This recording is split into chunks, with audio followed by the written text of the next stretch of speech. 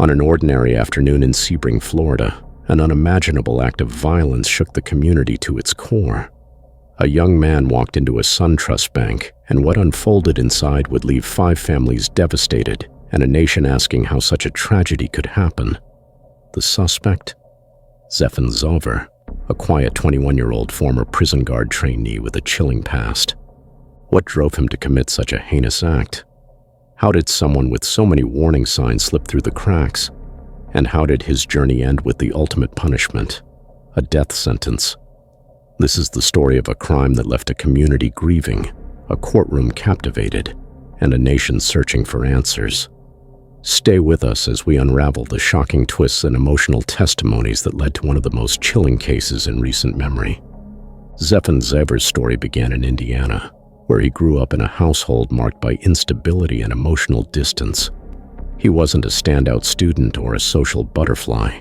In fact, many who knew him described him as quiet, awkward, and withdrawn. But there was more to Zephen than just being a loner. From a young age, his behavior raised red flags that went largely unaddressed. Teachers noticed his lack of engagement in class, his inability to connect with peers, and a simmering anger that occasionally boiled at the surface. In high school, those warning signs became impossible to ignore. Zephen confided in classmates about his dark fantasies, including dreams of harming others. The details he shared weren't vague. They were vivid and chilling, leaving his peers unnerved. Eventually, one of those classmates spoke up, and the school principal contacted authorities. The situation could have been a turning point, but instead, it became a missed opportunity. Zephen's mother assured school officials she would seek psychological help for him, but there's little evidence to suggest he received meaningful intervention. By the time Zephen entered adulthood, his struggles had escalated.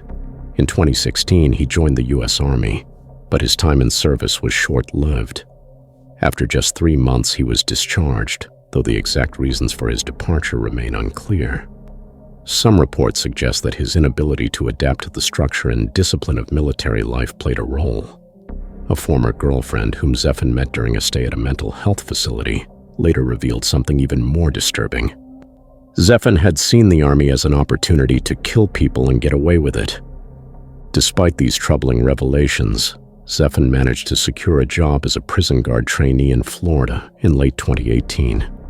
It seemed like an odd fit for someone with his history, but the position offered a level of authority and control that may have appealed to him. Yet just 2 months after starting, he abruptly resigned. What happened during his time as a trainee remains unclear, but it was another sign of his inability to maintain stability or direction. By early 2019, Zephen's life appeared to be at a crossroads. He had no job, no clear goals, and a growing sense of isolation. People who encountered him in those months described him as a loner with a blank, almost emotionless demeanor. But what no one could have anticipated was how that emptiness would soon manifest into an act of violence that would shatter lives and stun the nation. On January 23, 2019, Sebring, Florida began like any other day. The small town buzzed with the rhythm of routine, commuters heading to work, children shuffling off to school, and bank employees preparing for another day of balancing ledgers and assisting customers. The SunTrust Bank on US 27 was a familiar fixture in the community, a place where people felt safe. That sense of security would be obliterated in an instant. At approximately 12:30 p.m., Zephen Xaver pulled into the bank's parking lot. He had no disguise, no effort to hide his identity, just a handgun and a chilling sense of purpose. He entered the bank and ordered everyone inside to lie face down on the floor. Panic spread quickly among the employees and customers as they complied, hoping to survive the ordeal. What happened next was as senseless as it was horrifying. Without warning or provocation, Zephen began firing, methodically executing 5 women as they lay helpless on the ground. There was no apparent motive, no demands for money, no personal vendetta. It was an act of pure, unprovoked violence. The victims, Cynthia Watson, Marisol Lopez, Anna Pignon Williams, Deborah Cook, and Jessica Montague, were beloved members of the community, each with families and lives full of promise. Within minutes, their lives were stolen, leaving their families and friends grappling with an unthinkable loss. After the massacre, Zephen didn't flee. Instead, he called 911, calmly confessing to the dispatcher what he had done. He remained inside the bank waiting for law enforcement to arrive. When they did, a tense standoff ensued, with negotiators working to convince him to surrender. After several hours, Zephen gave himself up without incident, walking out of the bank with his hands raised. The community of Sebring was left in shock. How could this quiet, unassuming young man commit such a horrific act? And why? Those questions would linger for years as investigators delved into Zephen's past, uncovering a disturbing history of warning signs that had gone unheeded. As the legal process began, the families of the victims demanded justice, their grief and anger echoing through every courtroom appearance and news report. Little did they know that the journey to accountability would be long and fraught with emotional trials, culminating in a death sentence that would make national headlines. The aftermath of the massacre left Sebring in a state of profound shock and mourning. The SunTrust Bank, once a symbol of safety and normalcy, became the site of an unthinkable tragedy. For the families of the 5 women killed, life as they knew it was shattered in an instant. Each victim left behind a legacy of love, dreams, and relationships, now frozen in time. The grief rippled through their families, friends, and the tight-knit community, leaving a void that could never be filled. Cynthia Watson, a dedicated bank employee, was known for her warm smile and ability to brighten anyone's day. She was the heart of her family, a mother who balanced her career with raising 2 children. Her husband, James, struggled to make sense of the senseless. In interviews, he described the overwhelming grief of explaining to their young children that their mother wouldn't be coming home. "She was our everything," he said through tears. "I don't know how to tell them she's gone." Marisol Lopez was a regular at the bank that day, stopping in to handle routine errands. She was a beloved grandmother who had recently retired, finally enjoying time with her family after decades of hard work. Her daughter Kiara spoke of her deep loss, saying, "She was the glue that held us together. Every Sunday she'd cook for all of us. Now Sundays are the hardest." Ana Pignon Williams was the branch manager, a respected leader who treated her colleagues like family. Co-workers described her as a mentor who always looked out for them, someone who made work feel like a second home. Her husband, Christopher, later shared how her death left a void not only in their family but in the community. "She wasn't just my wife," he said. "She was a role model, a friend, and someone people could count on." Deborah Cook was a longtime teller at the bank, known for her kindness and her ability to connect with customers. Regulars at the bank recalled her as someone who could turn a mundane transaction into a moment of connection. Her husband, Michael, described her as his best friend. "She wasn't just my wife," he said at a vigil. "She was my partner in everything. And now I have to figure out how to live without her." Jessica Montague, a young mother of 3, had a vibrant energy that was infectious. Her children were her world, and every decision she made was to give them a better life. Her sister spoke of the unimaginable pain of telling Jessica's children the news. "How do you explain something like this to kids?" she said. "How do you tell them their mom isn't coming back?" For the people of Sebring, the shock of the crime was compounded by the way it unfolded. Witnesses who were outside the bank that day recalled the confusion and terror as the police swarmed the scene. Sirens blared, streets were cordoned off, and families of the victims gathered, desperate for answers. A small crowd formed near the barricades, their faces etched with fear and disbelief. For hours they stood in silence, watching the surreal scene unfold, hoping against hope that their loved ones were safe inside.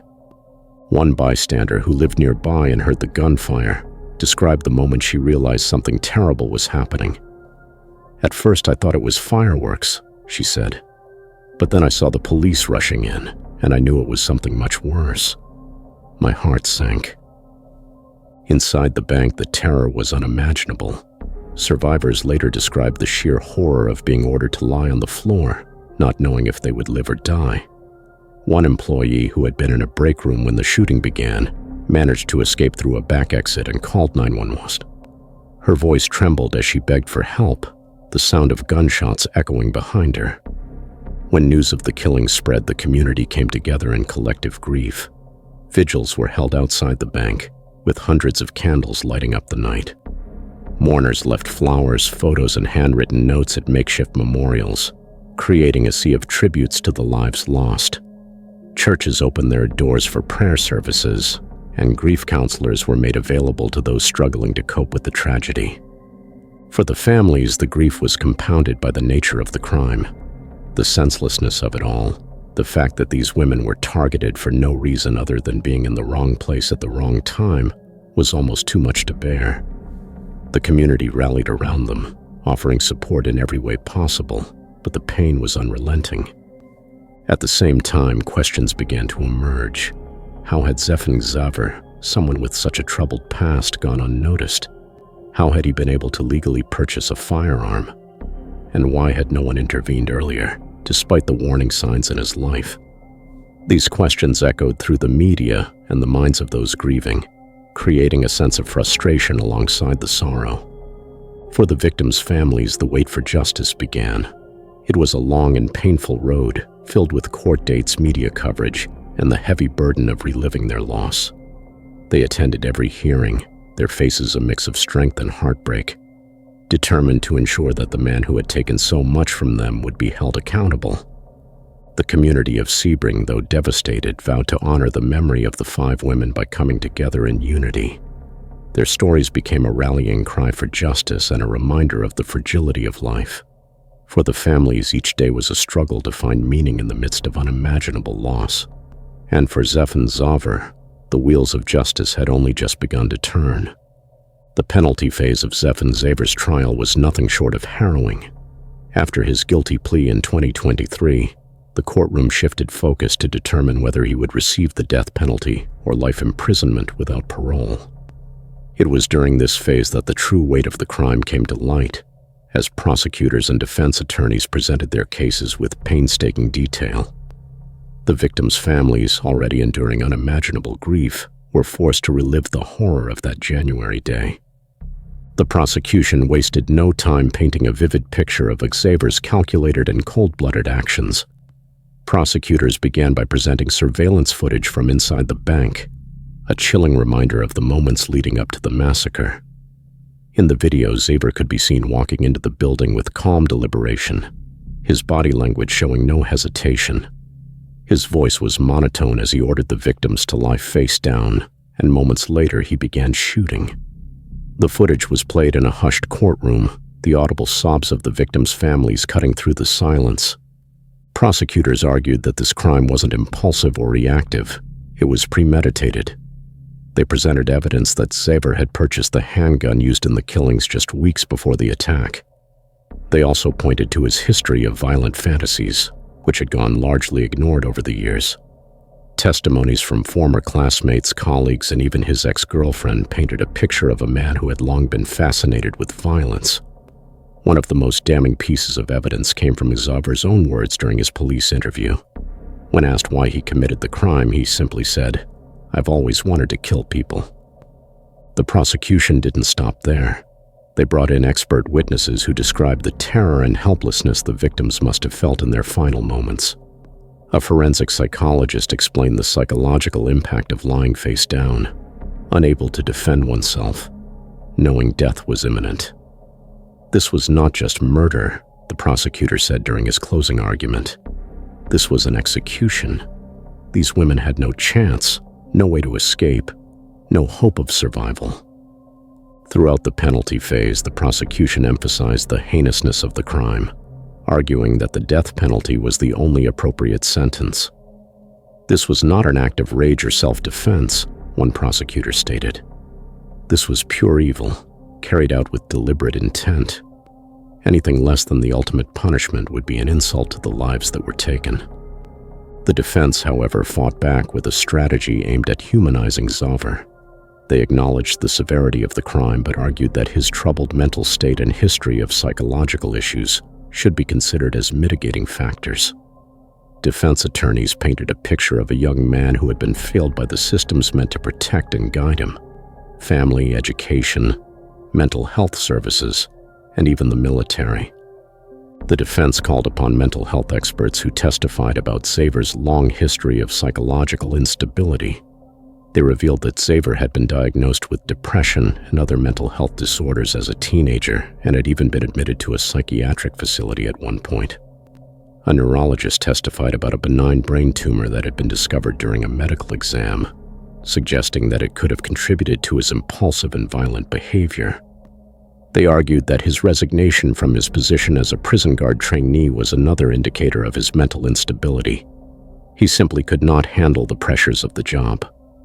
The defense also presented testimony from Xaver's mother, who tearfully recounted the struggles of raising a son who often seemed unreachable. "He wasn't always like this," she said, her voice trembling. "As a little boy, he was sweet and quiet, but as he got older, something changed. He became more withdrawn, angrier. I tried to help him, but I didn't know how." The defense team argued that while Xaver's actions were undeniably horrific, they were the result of a deeply troubled mind. "He is not an irredeemable monster," the defense attorney said in his closing argument. "He is a young man who fell through the cracks, whose cries for help went unanswered. A life sentence without parole would ensure he is held accountable while recognizing the role his mental illness played in this tragedy." The courtroom remained tense as both sides presented their cases. For the victims' families, hearing the defense's argument was a painful experience. To them, Xaver's mental health struggles could never justify the deliberate, calculated way he ended their loved ones' lives. Marisol Lopez's daughter, Kiara, later expressed her frustration. "They talk about his pain and his struggles, but what about ours? What about my mom's final moments? What about all the birthdays and holidays she'll never be here for? He made a choice, and now he has to face the consequences." The prosecution, in their rebuttal, hammered home the point that Xaver's actions went far beyond mental health issues. "There are many people in this world who struggle with mental illness," the prosecutor said. "They don't walk into a bank and execute 5 innocent people. Zephen Xaver had opportunities for help, but he chose violence. He chose to inflict pain and suffering on others, and for that, he must face the ultimate punishment." The penalty phase was an emotional roller coaster, with each day bringing new details that deepened the pain for the families and the community. Testimonies, evidence, and arguments from both sides created a complex portrait of Xaver, not as a faceless killer, but as a deeply flawed individual who had committed an unforgivable act. The jury, tasked with deciding Xaver's fate, bore the weight of these arguments as they began their deliberations. The decision would not only determine Xaver's punishment, but would also serve as a statement about justice, accountability, and the value of the lives lost. The question hung heavy in the air. Would Zephen Xaver pay the ultimate price for his actions?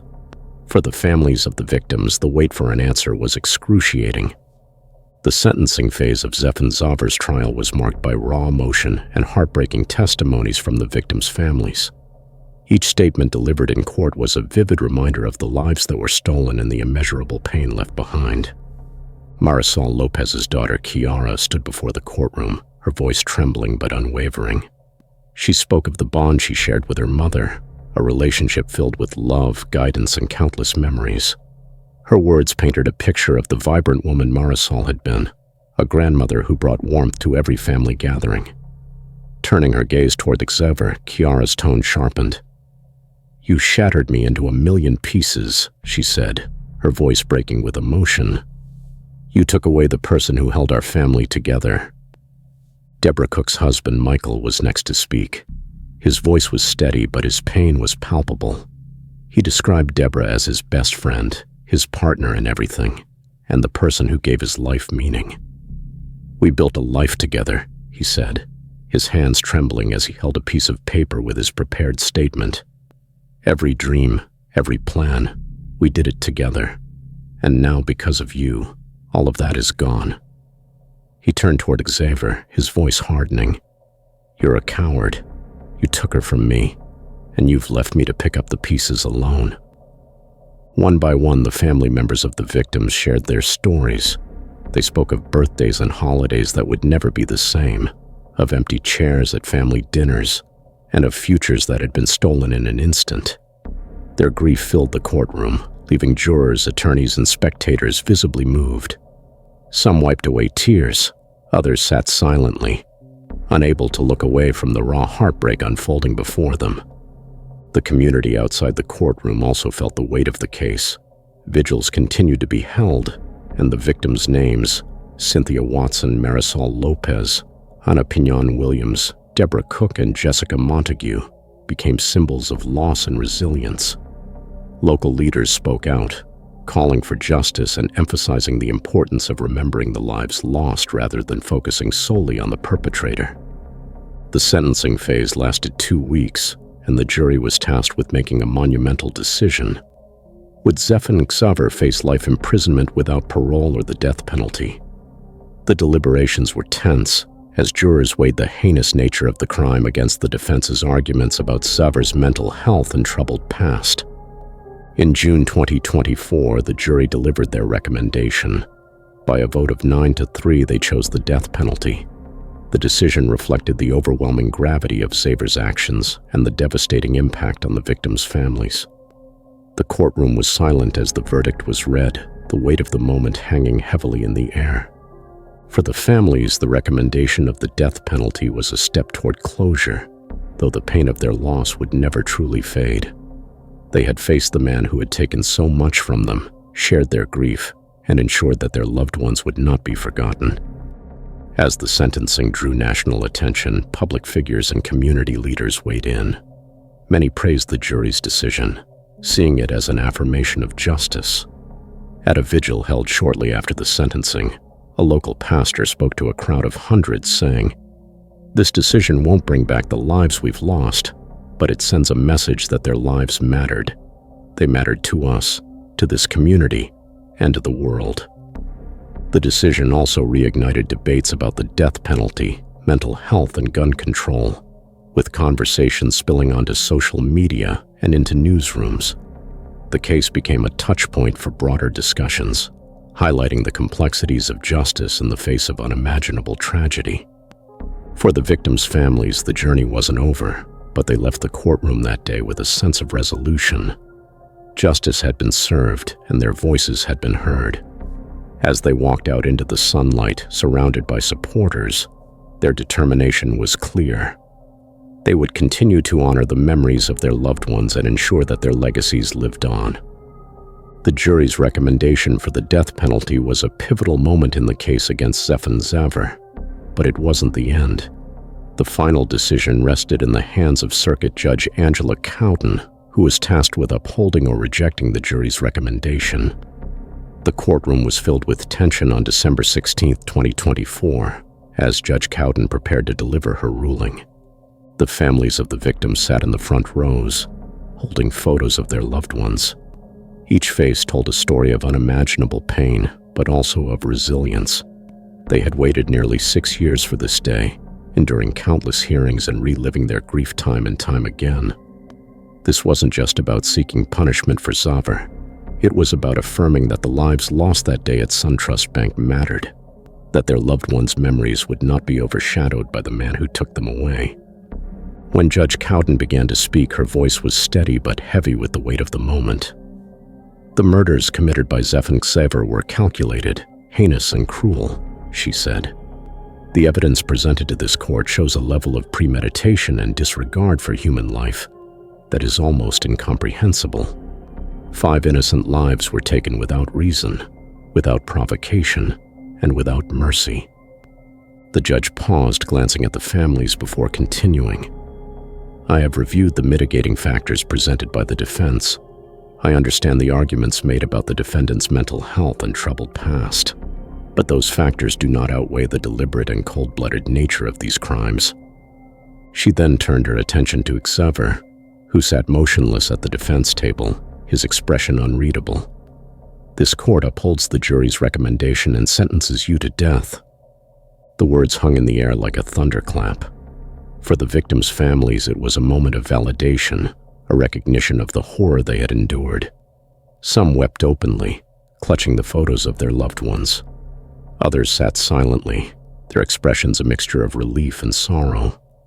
Outside the courtroom, members of the Sebring community gathered to support the families, holding candles and signs that read, "Justice for the Sebring Five." But the decision also reignited a broader debate about the death penalty. Supporters argued that it was the only fitting punishment for a crime so heinous, while opponents questioned whether it truly brought justice or closure. Some pointed to Xaver's mental health issues, suggesting that life imprisonment might have been a more appropriate sentence. Others, however, countered that his actions were so deliberate and cruel that anything less than the death penalty would diminish the value of the lives he took. This is where the discussion becomes personal for all of us. What does justice mean in a case like this? Can the death penalty ever truly balance the scales for the families of the victims? Or does it perpetuate a cycle of pain and retribution? These are the questions that linger long after the courtroom empties and the headlines fade.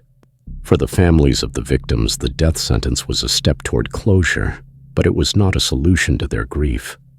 Michael Cook, whose wife Deborah was one of the victims, spoke outside the courthouse after the sentencing. "This doesn't bring her back," he said, his voice filled with emotion. "But it tells the world that her life mattered, that all of their lives mattered." The families have made it clear that they want their loved ones to be remembered for who they were, not for how they died. Cynthia Watson's children have started a scholarship fund in her honor, helping other young people pursue their dreams. Marisol Lopez's family holds an annual community event in her memory, bringing people together in the spirit of love and unity that she embodied.